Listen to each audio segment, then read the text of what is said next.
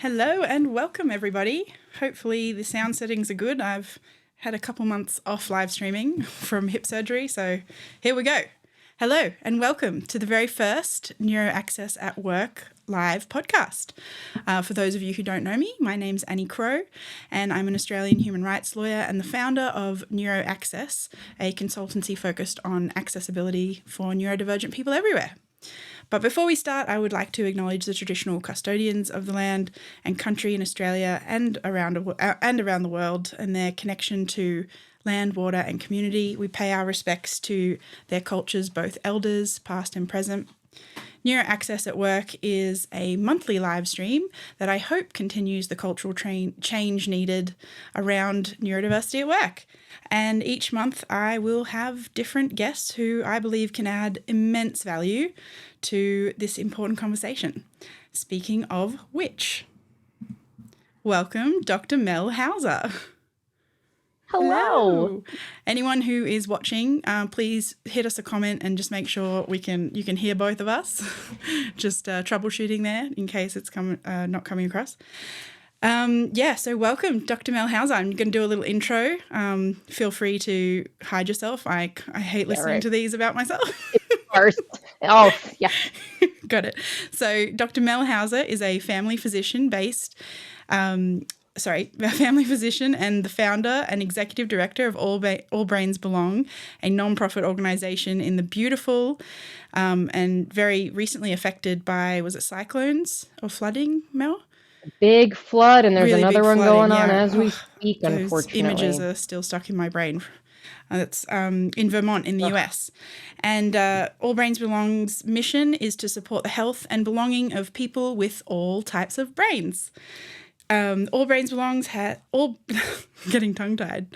All Brains Belong has pioneered an innovative model that integrates medical care with social connection, employment support, and community education. Yay! Dr. Hauser provides neurodiversity training to healthcare practices and workplaces around the US on how to create environments where people with all types of brains can get their needs met and thrive. Woohoo! Which is exactly why we're here today. So let's get into it. Let's do it. Before we dive in, I just want to do a really quick visual description. I'm Annie and I have medium-length brown hair and super pale skin. And I'm a proud fat woman wearing a light dress with a blue pattern on it and sitting in my home office, which is very pink. Mel, do you want to go ahead? Sure.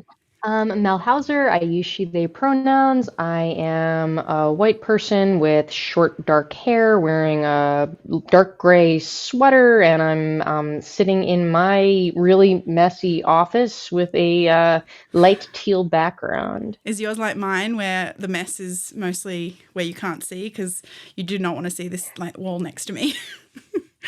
No, my mess is right in front of me, everywhere gotcha. within it arm's looks quite reach. organized behind you. The books looks orderly. Not our reality, is it? Well, no. Anyway, I think just to kick us off and warm us up, and thanks everyone for saying you can hear us on all the different platforms. Good to know that I have not lost my tech touch. I thought we could start with talking a bit about our own neurodivergent identities for people who might not be very familiar with us. So I'm Annie. I'm a multiply disabled, neurodivergent, autistic, ADHD, dyslexic human with a history of an eating disorder and trauma like many neurodivergent people have. What about you, Mel, for the people in the back? Yeah, so I am autistic with a PDA profile, ADHD, dyspraxic, dyscalculic, dyslexic. I didn't know anything about my brain at all until I was 37 years old. I also have long COVID. Yeah, good point. So do I.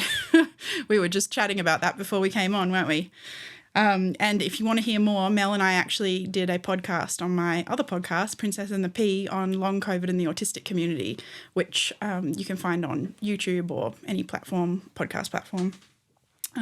We get into that a lot. So I've sort of broken today down, and we don't have a lot of time, so we're just going to dive in. But I've broken it down into 5 different main topics. We're going to start talking about neuroinclusive culture in the workplace. Then we're going to dive into burnout, which is a hot topic with our community and something a lot of us struggle with, which will roll into talking about neurodivergent access needs and self-advocacy at work, one of my favourite topics. And finally, psychological safety from a neurodivergent perspective, because I think psychological safety is a big topic, especially on LinkedIn, but I rarely hear it spoken about in terms of what it actually means for neurodivergent people. So let's start with culture, and I want to bring up, if any of you follow All Brains Belong on Insta, a quote from Dr. Mel, who says, "Everybody wants inclusion. They just may have no idea what it means." And I love that quote because it's so true. I think most people really have good intention and want inclusion. Inclusion for all, not just obviously neurodivergent, but all minorities and oppressed groups and such. But I guess I wanted to talk to you about what do you mean by that and why maybe we focus more on an inclusive culture rather than specific practices, because I think you and I have very similar tactics in our teachings. And I thought you could kick us off and let's just go from Yeah. there. Sounds good. Yeah, I mean, I think that people are often asking, like, what do I do? What do I do? That whole, you're talking about neuroinclusion, what do I do? But I think that, inclusion, and I think unfortunately, I think sometimes there are like words that like become buzzwords and then it becomes kind of tricky to use them. But I think we're really talking about a mindset, right? Like a mindset. So if you start with the premise that we all have different brains have different needs. Let's just offer everything we do in multiple different ways and give people freedom and choice to pick which way works best for them. Like that's neuro inclusion as opposed to, here are some special things you do for, in special cases. Because I mean, that doesn't feel good. That doesn't feel good when there's a default and you're clearly not it. Absolutely. And I think that default is something that most of our community have been fighting against our whole lives. So to go from having to fight that neuronormative default to having to fight other people's expectations and bias of what works for certain neurotypes is really not helpful for many of us. And I get quite anxious. I get asked a lot to talk at corporate and government business, employers, and they always want to know, like, give us practical examples, which I do, but I'll never prescribe a list because even within our own community, I mean, we're sitting here both autistic ADHDers with very similar histories and backgrounds, and yet we have very different access needs. And so if there's just this list, then the risk you run is, one, they may not be like helpful for the individuals that they're meant to be serving, right? But equally, when those individuals ask for accommodations that aren't on that list, what's going to happen then? Are they not believed? Are they not, they said, that's not what we were told helps neurodivergent people, it's like a slippery slope, I think.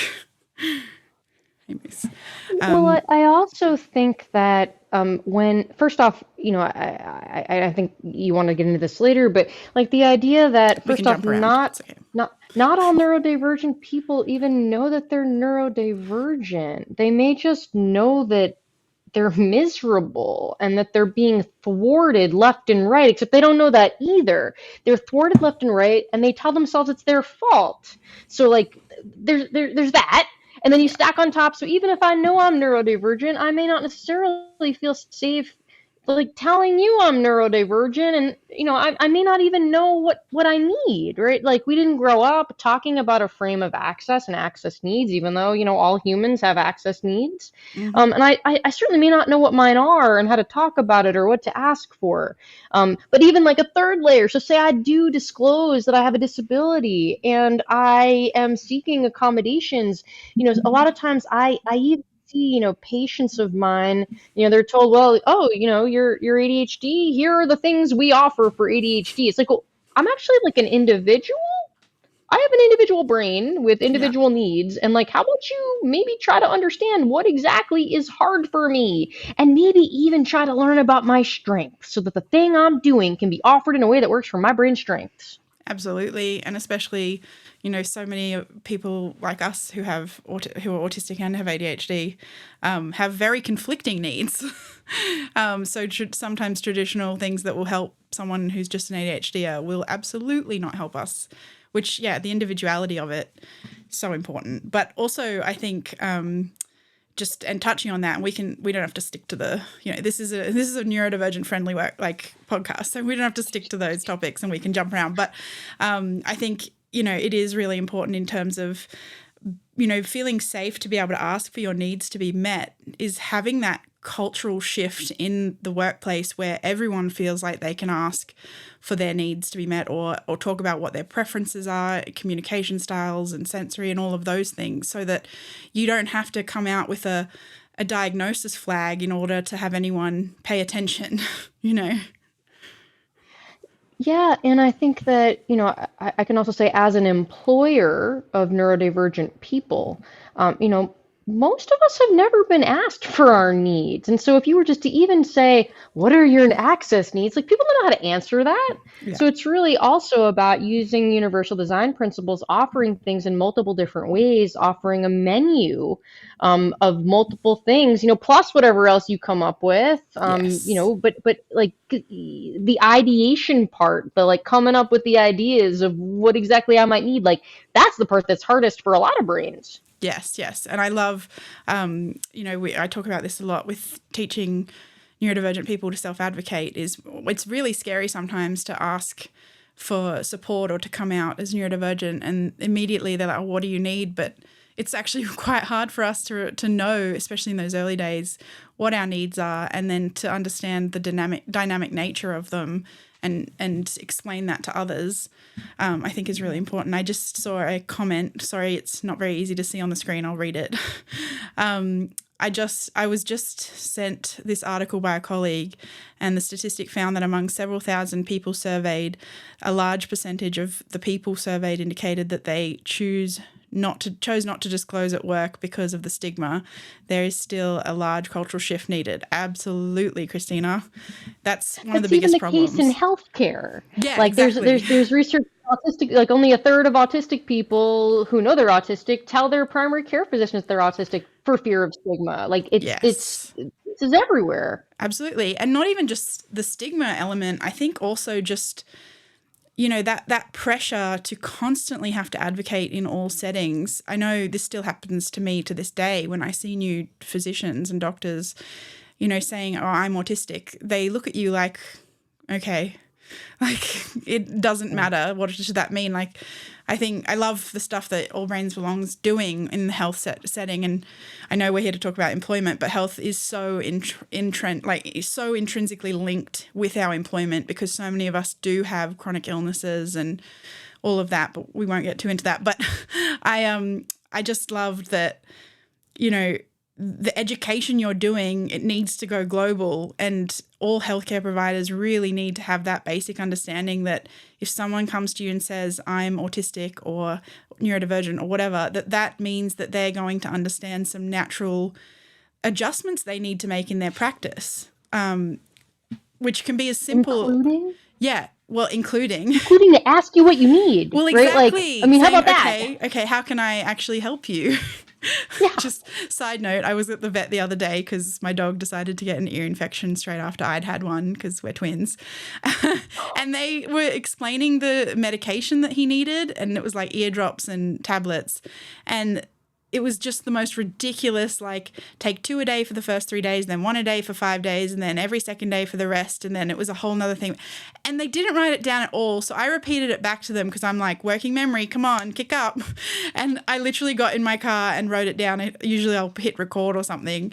But why isn't it almost like standard practice to write that stuff down? I don't know about you, but like, even when I go to the doctor for, antibiotics or something, I immediately forget, was that once a day, twice a day? And sometimes it's written on the script, sometimes it's not, or it's hard to see. Like, the lack of understanding in the health profession on how our brains work and what support we need is huge.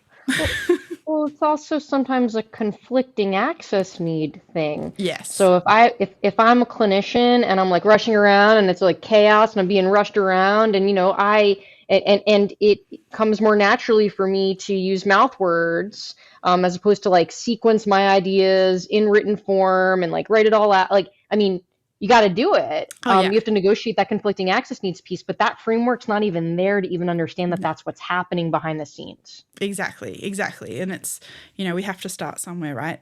And I think in talking about this stuff is burnout is such a huge problem. I think since COVID hit, it's a problem for a lot of people, but it's really, really impacting our community. And not having our access needs met and not having neuro-inclusive workplaces is a direct link to why we are suffering and struggling with burnout, because a lot of my clients will come to me in burnout and then they go back to work once they've had some time off and they think they're recovering, and then they burn out again because the workplaces are just not equipped to understand what adjustments to make so that they don't keep burning out and actually can exist in the workplace in a safe Yes. way. So Yeah. yeah, I just wanted to hear your thoughts on burnout in general and how Yeah. it matters. I think it's important to name that burnout is inevitable when the demands of your life Mm-hmm. exceed your capacity for a prolonged period of time without opportunity to recover. It's like, it's like my cell phone when it runs out of battery, which is like often because my executive functioning is such that like me and the charger are never in the same place, right? So, Yeah, but get it. I can't like make the call, like the phone died. I don't have any battery. I can't just like dig deep and find my why and make the phone call. Like I can't use the phone until I charge my battery. Yeah. And I think that that's what happens, right? And I say this as someone who like many late identified autistic people, I got my autism diagnosis in the context of pretty profound autistic burnout. And it's even with self-awareness and even with the privilege. I mean, there's a lot. I have so many aspects of my identity and my situation that have privilege, and really importantly is that I have autonomy over like a lot of the conditions of my life, which is not the case for a lot of Most. people. And even with autonomy over most of the conditions of my life, I still, I mean, just like the cycles they repeat, you like repeat the patterns. Mm-hmm. And there's a lot that goes into that. But I think just like it restated more simply is that this is what's going to happen if you don't have a life that where your needs are met. Absolutely. I think that's such an important topic, and I know that our other chat, which will be on both our private communities at some point, we go into privilege a lot, and it's just, I think that's what really puts a fire underneath me, which is with all of my privilege and access to things and ability to self-advocate, and I still struggle, and so does all of my community, and that's what's really scary, is because if you've got any extra layer of struggles, like you're set up to fail. And I really, some of the conversations I hear online around burnout, it's so focused on the individual learning to overcome it, but I think it's so important to acknowledge that it's an environmental influence as well. Like, yes, there are things you can learn and there are things you can do and put in place, but at the end of the day, we still live in a neuronormative society, right? And until that completely changes or opens up, we're still going to constantly face those barriers, no matter how good we get at meeting our own access needs and advocating for support. And I just want to bring that up because I think a lot of people feel shame that they do continually burn out. And so do we. I mean, you don't preaching to the choir, your story, I'm like, yeah, right over here as well. And that shame is just unhelpful for everyone, but most of all, it can really get in the way of us feeling safe to speak up. And it's also, I guess, going back to square one, it's why that cultural shift is so necessary, right?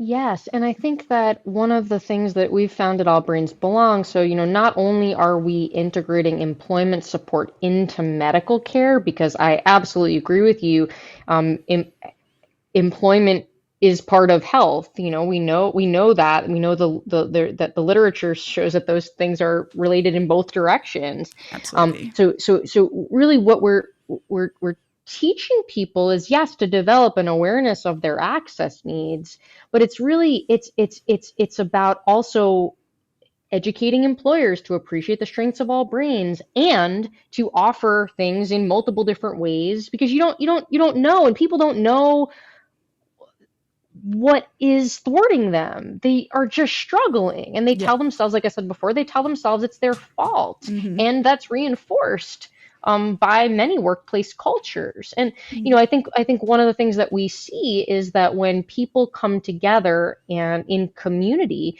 where they feel safe, they feel connected with other people, they hear other people sharing their stories, and they hear their own experiences reflected back to them. And that is what allows that profound shift in self narrative. I'm not broken, I'm not defective, and I never was. And you take that with you. And it's not, it's certainly a journey, of course, of unpacking all and unlearning all of the internalized ableism and all of these explicit and implicit messages Oh along the yeah. past decades of your life. But it starts with realizing you're not the only one. Mm-hmm. Mm-hmm. And I think that just, working in a world where we are the minority, and even if there are more of us out there than we even know, in terms of, 1 in 5 or whatever, most of us are pretty quiet about our struggles. And so you're really missing that connection, and you're missing that understanding that you're not alone, and that there are so many people like you who find quite basic things in a workplace really challenging, including something as simple as meetings without an agenda, or lack of captions, or needing to use a phone instead of emails. And excuse me, I'm going to cough. Anyway, so I think, yeah, I'm so pro community, and leaning into, your neurokin to not only just feel that connection and understanding, but also to be able to talk to each other about your challenges and get ideas for things that can help. And, I think we are the best resource for ourselves, in terms of, if you're going through it, you're pretty much guaranteed that there's at least some other neurodivergent people that have been through it or are trying to still overcome it, which is so important. Anyway, sorry for having that coughing fit. But I think that really, I think we're already touching on it, but psychological safety, which comes very heavily into masking. Masking is another topic I love. And I am a high masking person, and I'm still trying to unmask, but I also have a very strong belief that the ability to unmask is very much influenced on your privilege, your environment, so many factors, that it's not as simple as just learning to unmask and then doing it. And there are always going to be different environments where you need to mask more or less due to safety reasons, whether that's your own safety internally, believing that you need the safety, or whether it's very real imposed safety threats, which often are experienced by those with other marginalized identities, even more so, like LGBTQ and people of color and such. But psychological safety is a big one, because if you work in a space where you don't feel like you can talk to your colleagues or supervisor and open up about your struggles, or even any sort of things that you want changed, then there's this wall before you can even get to a point where people can start supporting you, or you can, not be burnt out and even access employment to begin with, right? So, Right. yeah, let's dive into masking and psychological safety. Yeah, I mean, often patients will ask me, well, like, how do I sort of like, I've recognized that I'm masking, and and how do I stop? And you're like, you can't just like decide to stop. That's not how it works. For many autistic people, this is, an involuntary, automatic Trauma survival response. strategy. And so for this is about the nervous system's appraisal of safety, even beyond conscious awareness. So I think, I think safety comes first for everything. And I think that when there are environments that are psychologically, emotionally, physically unsafe, this is the limbic system trying to protect us. And Absolutely. so it's I think, I mean, obviously we're not a homogenous group by any means, but I think that what many people describe is that when they're in environments where they feel safe, and many people they don't have any environments where they feel safe. They don't have any environments where they are, like, it's just True. it's not safe.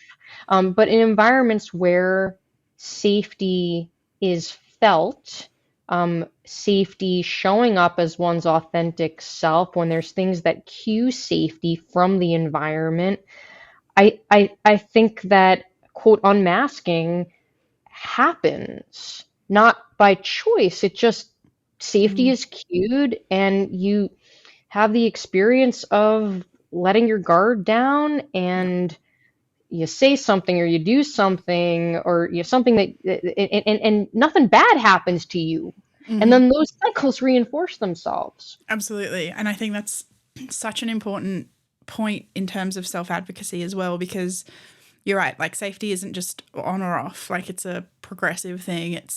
You've got to build trust. And I think in terms of self advocacy, a lot of the work I do in the human rights sort of space is, disability rights, and you're entitled to access and all of those things.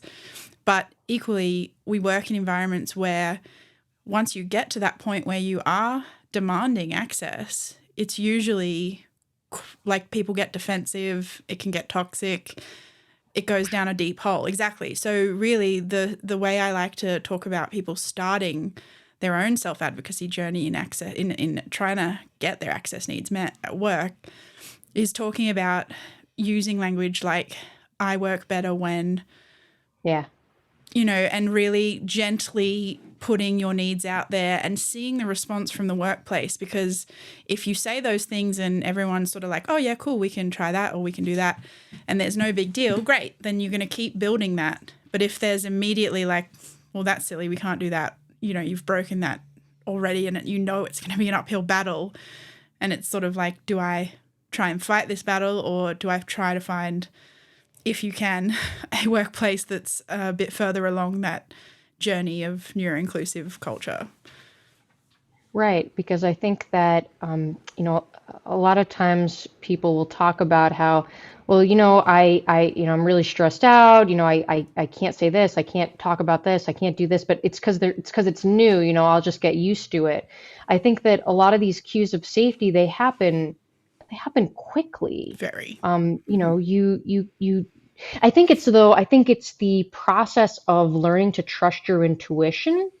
I think often, so many of us, and it's trauma physiology, really. There's just so much brain body disconnect for, a variety of reasons. Mm-hmm. But you go into an environment, you get this cue, your neuroception, your threat detection sounds the alarm, and then you try to cortically override it. You're like, oh, Yeah. that's not real. Oh, what's the evidence for? What's the evidence? Like, why are we waiting evidence? Your neuroception said no. Yeah. And that's all that matters. And so I think, for me, 2.5 years since learning anything about my brain whatsoever, really, I think the biggest difference is my journey of learning to trust my intuition. Do I overcall it like a lot? Sure. But I go with it because that's more important than anything. Yeah. And it's almost like you have to work even harder at it because those pathways are so broken from spending our whole lives being gaslit by the world, and, oh, you can't possibly be in that much pain or be that emotional or that anything, or, having our atypical reactions and such. Right, or even like something as subtle yet profound as like it's loud in here, it's not loud. It's Yeah. hot in here, it's not hot. Like, oh, I guess I'm the kind of person who doesn't even know when I feel hot. Like, what Yeah. does that even mean? Yeah. So And that dismissive. takes its toll. Absolutely. And I think, it's something that you need to work at constantly and become aware and catch those things, because unconsciously it's so hard, even consciously doing it. I've had years of practice now and I'm still struggling and slowly like getting more used to hearing that type of sort of inner critic that's trying to question myself and put others' views above my own, because that's just my history. Yep. Yep. Yep. And how could it not be, right? Like Yeah. that's how could that impact not be there from all these decades? And Absolutely. which is why, connecting with community kind of like, I think the thing about gaslighting is when you can shift or, anything like, the invalidation, shame, all of those things, when you can shift like shame from the noun that you experience to the verb, that person is shaming me. For me, it becomes like a how dare you Yeah. shame me. That is very different than I am internalizing that shame. And that Absolutely. comes from connection with people who are safe. Yes.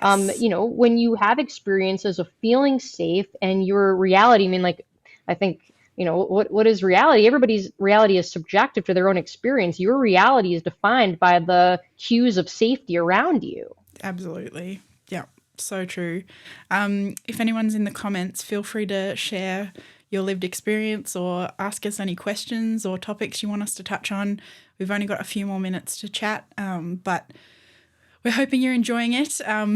It's lunchtime in Australia and evening over in the US. So, It's 9 p.m. I'm yeah. falling asleep. But I but I appreciate the dopamine, and you're waking me up a little. Oh, that's good. That's good. I couldn't even tell. I appreciate not having a morning start. When I do UK talks, I have to do it early in the morning, and I'm not really a person before midday. Yeah, yeah. We did that to you when you came, and actually we can Yeah, we'll dig for up the Brain Club. link to when you presented at Brain Club. We made you get up in the morning. Yeah, yeah. Although I was so excited to talk at Brain Club that I think that really helped. I got my dopamine hit early. Anyway, no, but no, I think we've touched on a lot of important points, and I think one of the main takeaways that I hope that neurodivergent allies take from this is really that do your research, listen to lived experience, but ultimately question your biases and understand that you can't go and learn a prescription of what a neurodivergent person needs in the workplace. You really need to treat everyone like the individual that they are. Yeah. Anyway. Can I add one? Yeah, It's definitely. I always do this thing where it's like take home points, and I say something that I didn't say at all before. Do That's it. the summary recap, right? So Yeah. anyway, new concept is the idea of we speak about safety and psychological safety. How do you cue safety? That's going to be also very individualized, but there are some like best practices of neuroinclusion. I'm not saying here's a list of the things you do as accommodations for particular neurodivergencies. I'm saying like things you do that can go a pretty far way toward neuroinclusion. And I would say like one is to normalize neurodiversity, right? We all have different brains. We all have different needs. Like explicitly naming that can go a long way. Like at our employment support program earlier, someone was talking about how the fact that explicitly it is named every time that you can observation is a completely valid form of participation, that needs to be explicitly named because of all the places where that's not the case, where Yeah. there's pressure to perform and pressure to show up a certain way. It's like, nope, you can really actually participate however you're most comfortable. I wish that happened at university. Right. I You used to get the skip so many participation tutorials because points and yeah, all exactly. that. Yeah. Yeah. But such a good point. And I think, adding to that, the universal design principles is trying to make the workplace as accessible to as many people as humanly possible and not waiting for them to come to you to ask for access, but to actively be putting things in place that can allow them to show what their preferences are or their needs are.